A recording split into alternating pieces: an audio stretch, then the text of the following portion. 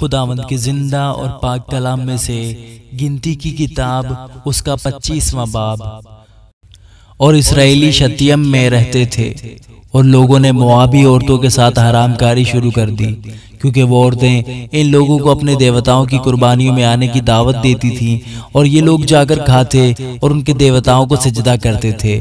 یوں اسرائیلی بال فغور کو پوجنے لگے۔ تب خداوند کا قہر بنی اسرائیل پر بھڑکا، اور خداوند نے موسیٰ سے کہا، قوم کے سب سرداروں کو پکڑ کر خداوند کے حضور دھوپ میں ٹانگ دے، تاکہ خداوند کا شدید قہر اسرائیل پر سے ٹل جائے۔ سو موسیٰ نے بنی اسرائیل کے حاکموں سے کہا کہ تمہارے جو آدمی بال فغور کی پوجا کرنے لگے ہیں ان کو قتل کر ڈالو۔ اور جب بنی اسرائیل کی جماعت خیمہ اجتماع کے دروازے پر رو رہی تھی تو ایک اسرائیلی موسیٰ اور تمام لوگوں کی آنکھوں کے سامنے ایک مدیانی عورت کو اپنے ساتھ اپنے بھائیوں کے پاس لے آیا۔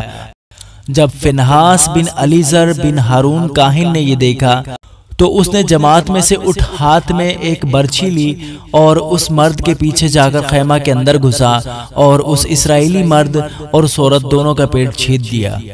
تب بنی اسرائیل میں سے وبا جاتی رہی، اور جتنے اس وبا میں مرے ان کا شمار 24,000 تھا۔ اور خداوند نے موسیٰ سے کہا کہ فنہاس بن علیزر بن ہارون کاہن نے میرے قہر کو بنی اسرائیل پر سے ہٹایا، کیونکہ ان کے بیچ اسے میرے لیے غیرت آئی، اسی لیے میں نے بنی اسرائیل کو اپنی غیرت کے جوش میں نابود نہیں کیا۔